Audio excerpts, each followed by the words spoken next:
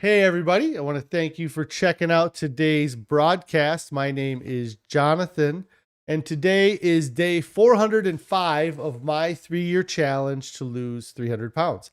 If this is your first time checking out one of my broadcasts, just a little bit about me.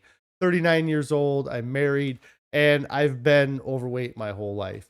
In 2020, I had gotten to the heaviest point I had ever been, and I knew I needed to do something. And so I kind of took a lot of the things I've learned over the years and started this challenge with really just two basic ideas in mind. The first was that I needed to commit to doing something longer than I've ever committed to doing it in the past.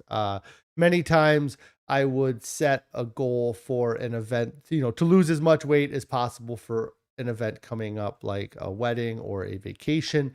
And I would do great. I'd be very motivated to lose weight and I would do well. That event would happen. And then I would start to let my old habits kind of come back into my diet and eventually gain the weight back. And so this time I knew I needed to, as much as anything, focus on not just losing the weight, but once I get down to my goal weight, finding a way to maintain that weight when I get there. So I figured that if I stuck at this for 3 years, that I would be able to figure it out in that time. And then the other big part of this is that I have a lot of weight to lose. And so again, in the past I've lost weight and I've set goals to lose 50 pounds or lose 100 pounds or try to get under 300 pounds a lot of times. And those are great goals. And when I hit my goals, I feel great and things are going wonderfully. But um, a lot of times I'm still not all the way there yet, or I've never felt like I've made it all the way down to a healthy weight. And so instead of kind of being what I always thought was going to be a healthy weight or the weight that I was destined to be at my whole life, I challenged myself to get to a weight that I never thought that I would be able to achieve. And so I challenged myself to lose 300 pounds. And with a starting weight of 519.8, that would get me just under 220 pounds, which for somebody my size is really just under the obese category into the overweight category. And that would be the lightest that I had been since I was a teenager. So far things are going wonderful with the weight loss. I have been able to lose over 180 pounds so far in just over a year. Um, the And I'm really looking forward to what this next year brings and really kind of getting to my goal weight and finally being at that point, where I'm maintaining. But if anybody has any non-scale victories they'd like to share, I'd love to hear your guys' non-scale victories. Any questions, comments, anything you are having struggles, or if you need any help, I'd love to hear from you as well. Carrie's checking in saying happy Friday to you and everybody out there. I hope you got a lot of fun things coming up this weekend. uh the For us, we have a decently busy weekend like we do every weekend when you have 4 kids and a busy life. So but I hope you guys are having a great day. If you guys haven't already subscribed to the channel, make sure you do get subscribed to the channel. Click on that bell icon so you get alerted when I go live, which is generally 4 p.m. on weekdays. Um, and then we also have a Discord that the link for that is down in the description below. If you want to join our Discord, it's a great place for you guys to introduce yourself. Let us know what you are trying to do and, see if we can't help you along the way. And if you are looking to eat a plant-based diet, free of salt, oil, or sugar, there's a link to our Pinterest board down below as well. That is a lot of the recipes that we've been enjoying over the past year, that if you are thinking about starting this and don't know where to go or what to do, then I would recommend checking out that link to see a few of those recipes. No recipe, whether it's that or any recipe you find, may be perfect for everybody. There's lots of times where you have to tweak the recipes a little bit to your taste preference. And I think that's one of the best things that I found about this diet is that with just a change of a little bit of one ingredient or an addition of another ingredient, you can drastically change the flavor of these dishes. And so those are great resources if anybody's looking for those. Since yesterday, pretty standard day for me. Went home, had dinner. We had a salad yesterday, and I think I have it up here. We had a new dressing. I don't know what you would call the dressing. If Carrie's in here, she can. She said it's the same dressing we had actually used in a previous um salad that we had a couple of weeks ago that I know I really enjoyed that salad from then. I think it's this one here. Yes. So there's the salad there. The one thing that I really I was talking I'll get into it later, but the salads we eat are huge. I mean, that was a lot of food. That was cranberry maple dressing that was on it.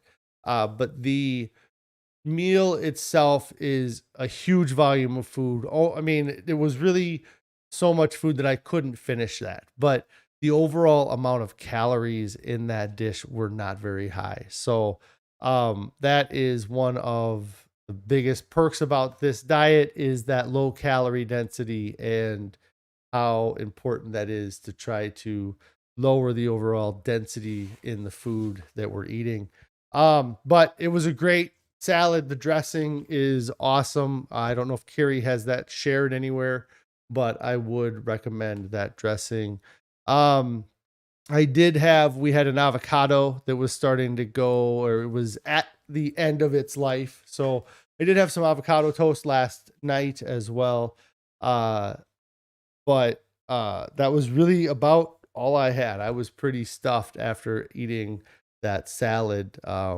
Just because like I said, it's an incredible amount of food that we have with those that in a year and a half ago, I would never even have given a shot. And now, I love every bit of it. There was a little bit different in that Carrie put couscous, or we had couscous in it instead of what we normally put in it, which I can't think of right now, maybe flax. But it's one of those things where the dressing and the cucumber and all of the other flavors that are in there, that doesn't really add any flavor. It just adds additional calories and nutrients essentially, so that we're getting a well-rounded, balanced diet of that kind of, of these foods. And then this morning I had oatmeal like normal, so food is pretty much back on track since Wednesday. And I was kind of thinking about how to kind of approach food or what we're going to do for the rest of this month, because we do have the end of our month filled up on us that I did not intend that was going to happen. But just the way things worked out, that week between Christmas and New Year's is going to be a little bit more hectic than we anticipated. But for my diet, I'm going to stick to the whole food, plant-based, salt, oil, sugar-free, at home and every day is the plan.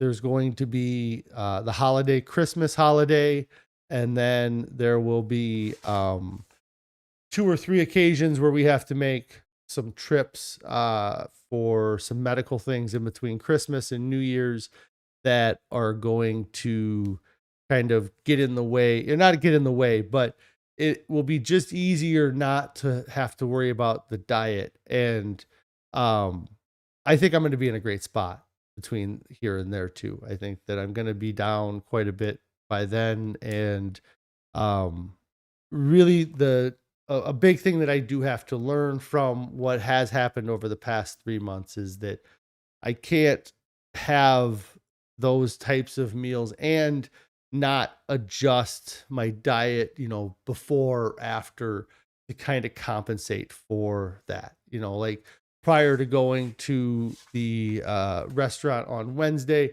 I didn't eat anything the entire day. And after leaving the restaurant, I didn't have anything the rest of the day. So, um, by doing that, I kind of helped mitigate any increase in calories that I had from the meal. But I think I'm just going to focus on that with those occasions. But I again, I'm going to try not to, or I hope that I don't have any issues with having food availability, and I'm going to rely on I can go an hour without food. I can go a couple minutes without food. It's not going to kill me that I have to eat right now, which is such a tough mindset to get out of and not to get back into as well. It's been a long time since I've done the fasting. So it's easy to kind of get caught up in the needing more food and needing more of the stuff that you shouldn't be eating. Carrie says that she will share that salad dressing in the Discord if anybody's interested in finding out what that salad dressing recipe was for the cranberry maple dressing. I'm still listening to the Pleasure Trap book, and I like the book. It's the third time I've listened to it in a year, or since I've started this thing in November. And just it's got really, it kind of covers a lot of different bases. A lot of what I'm listening to right now is the sociological aspects of dieting and how difficult that can be when you're dealing with outside influences and having to have conversations with people, especially around the holiday season that's coming up, having to go to different family functions and there being desserts that are normally foods that you would go after, or just things that you're trying to avoid on your new kind of diet, and just the conversations you can have with people, and to not be, and for me it's funny because I the book talks a lot about what they call the seams method when you're dealing with um having conversations with people about your diet and about uh the restrictions that you place on yourself, especially when you do a diet that from the outside appears as restrictive as the diet that me and Carrie are on, the whole food plant-based diet with no salt, oil, or sugar. The uh from the outside it doesn't seem possible. It seems a little bit loony, and it's really less than like 1% of the population that even eats animal free or vegan diets. So people that are cutting out salt, oil, and sugar, or even a smaller percentage of the population than that. um but he just talks about just letting it kind of, don't act as if you have any type of knowledge or any type of confidence in what you're doing, essentially, in that you have confidence in how it's working for you. It seems like it's working well for me. I don't, it seems to be uh benefiting me for now, but you don't put any pressure on them to change or to think about different ways. And I think that is great advice for dealing with these conversations when you don't feel like you have a lot of knowledge, and when you don't want to have the conversation, when you don't want to have the discussion about your feelings about the dairy or the meat or things like that. You can kind of hopefully brush them off a little bit, or get them to kind of get off your back a little bit about what you're doing. Um, and you can do that really with any diet. It doesn't have to be this diet that we're doing. But where I'm at now, and what I think is funny, is that I've seen a lot of text and literature from the two authors of that book. And one of the authors in particular doesn't seem to take that approach when he's talking about the whole food plant-based diet. He's because he is kind of speaking from the perspective of what you would call an expert or somebody who's knowledgeable in the field. He has, but there's no gray area for him.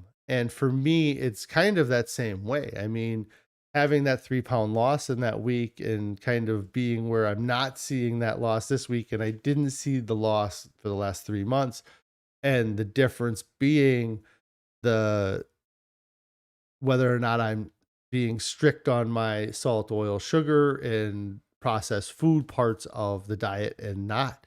And when I am strict and I'm staying whole food plant based and I'm eating a variety of foods, but I'm not adding the salt, oil, or sugar, I'm seeing weight loss results. And um, I don't think that it, it can be argued with too much. I really don't. I mean, there's uh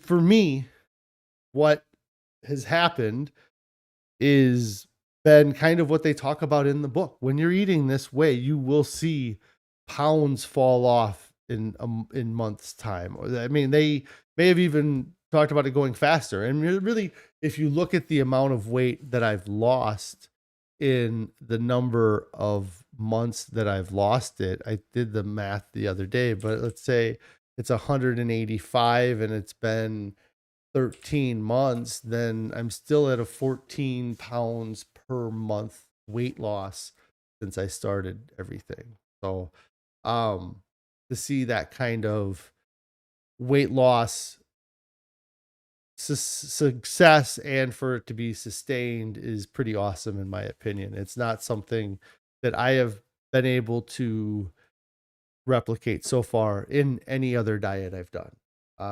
And I had somebody today that I had probably one of the first kind of pushy conversations with a friend that I've had. Or like I don't talk to this guy a lot, but we see each other a couple times a year. Um and we just got talking about health because he had noticed that I lost weight. I talked to him a little bit about my story, and he was he was sharing kind of his experiences. He's not somebody that from the outside that you would be like, well, that guy needs to do anything. He's not uh overweight by any means. He probably runs 10 times faster than I could ever run, and I know he works out and he does stay fit, but he has had people in his life that were fit people that he's seen have heart conditions and medical issues, and it doesn't make sense sometimes, when they because everybody kind of assumes that if you're going to have a heart attack or you're going to have a stroke, you're going to look like I look. You're going to be somebody who's at 30% body fat or somebody that's very overweight, not somebody that is at the gym working out multiple times a week. But those people still have heart attacks, and it may not be as common, but it's I think that one of the things that you find in a lot of those people is, in what his example was, is that their cholesterol numbers were extremely high because of the diet that they're eating. And um it was one of the first times that I have uh I recommended, I kind of pushed him. I was like, you should check out the movie Game Changers and see what you think about it. It might change your mind about some things, or it might, help you, because the and they talk about it a little bit in the book. Um it's a little different when you're just having a conversation when you're versus like when you're face to face with it. But like when you're for I guess what I'm trying to say is like when I'm talking to somebody about food, there's a certain dynamic that happens. Um, the book talks about what happens when you're actually eating in front of people, where if I were making the healthy choice in eating and the person next to me is making the unhealthy choice in eating, there's a dynamic there where they feel like um, the person that's eating healthy might be judging them because they're not eating as healthy, and they know they should be eating healthier. So they kind of place this judgment, anyways, this judgment on themselves that they're projecting from them, this person that's trying to eat healthy, and then they attack the person that's eating healthy because they assume that that person who's eating healthy is thinking less of them because they don't have the willpower or the ability. And so that same thing can happen in a conversation you're having with somebody, where I am sitting here toting the benefits of a whole food plant-based diet with no salt, oil, or sugar, and they eat a great diet, and they eat or they don't eat a great diet. But if their diet isn't as healthful sounding or healthful seeming as my diet, then they're going to have that same interaction as if we were eating food in front of each other, is what I was getting at. And so when I talk about my diet, you know, I can feel that sometimes people get defensive about their diet because they have to be like, well, I eat a lot of fruits and vegetables and mostly lean meat, only, and the, and the funny thing about that is lean meat, like in the wild, meat would be at like a 10 or a 15, maybe 20% fat. And for us, lean meat is like 15%. Or I'm sorry, yeah, lean, but normal stuff we get is at like 20 or 30% fat. Like we have to request to get it closer to what it would be in nature. And so lean meat should really be meat that's like sub 10%, I would think. Uh, and normal meat would be at like a 15%. But anyways, um, the, uh, and it's just crazy that, I'm hoping that, that they take the time to watch the Game Changers movie. Maybe there's something about it that clicks with them. Um, it was really kind of cool actually, because I was able to find uh different avenues with all the kind of research and information that I've gathered over the past year. And we got talking about fishing, and they actually brought up environmentalism and what's happening with commercial fishing. And they knew a lot. I mean, as much as I learned about what's happened with like the netting that's out there. Like I never considered that they're using nets they're miles in length to catch these fish. And um sometimes those things get left in the water, or they get caught up, or they have to get cut parts out, or and that stuff just gets left in the ocean, and it's stuff I never would have considered before starting this. And so they knew some of that stuff. And so it was even kind of nice to be able to kind of hit them from that angle, like if you don't necessarily care to do it about for the animals, then do it for the environment. But for me, at the end of the day, you should be doing it for your health. I think that there may be space for animal products in a diet, but I don't think there's space for dairy. I don't think that unless you're gonna like just drink raw milk right out of a cow or a goat's, belly. Um, I just don't see that there's much of that in nature that's gonna happen. And and now I like, I guess I got started this just by listening to the book and them being kind of talking about not being pushy. And for the first few months or so, I probably wasn't pushy, but now that I feel like I know so much more, I have a hard time not being pushy. And um, it was great to have that conversation and have somebody be receptive, because I've been hesitant on kind of pushing that kind of conversation with people, or maybe I just haven't been presented with it face to face as much as uh that much, I guess. But it was nice to be able to have an educated conversation and um with somebody who was open to the idea. And uh it's weird, and it's hard for me to know how much my transformation has made a difference because the last time they saw me, I was probably 520 pounds. I probably haven't seen them for a year. Maybe saw them 5, 6 months ago, but um, I don't think I did. So who knows how much my difference in appearance might influence them.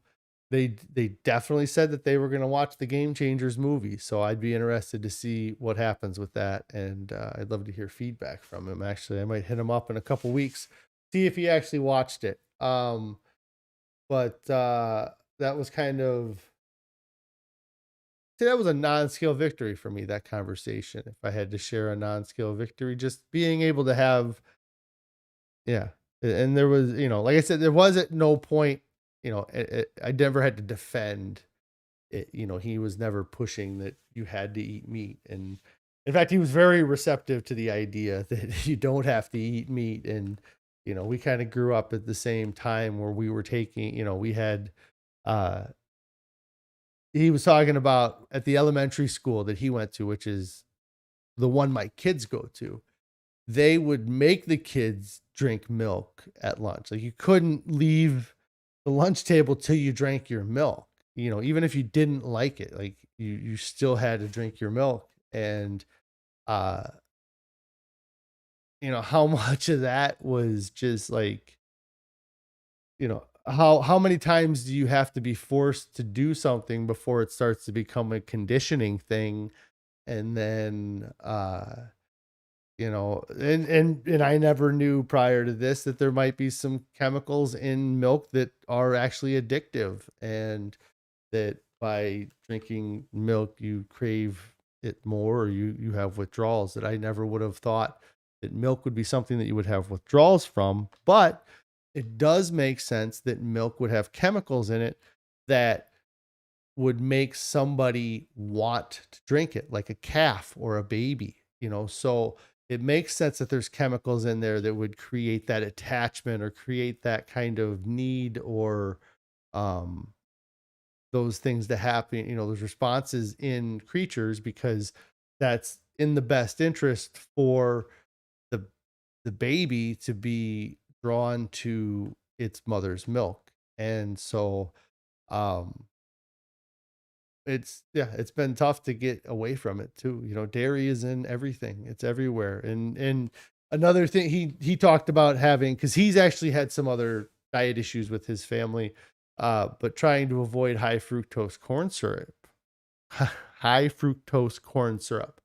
And he said that was extremely difficult. And that has been part of our thing, is we're avoiding that now. And it's been part of our difficulty.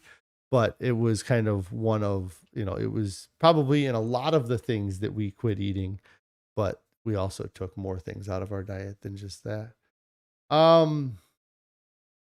But I don't have much else today, and I got to go because I got to meet a guy about a thing. So, I am going to get out of here today, and I hope you guys have a great weekend. It's the holidays. I'm hoping that, you're getting out and maybe doing some shopping, or, enjoying any type of nice weather that you might have before it gets too crazy. I know it's going to get bitter cold here before too long.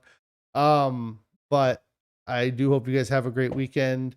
If you haven't already subscribed to the channel, make sure you do click on that subscribe button, click on the bell icon so you get alerted when I go live, and join the family.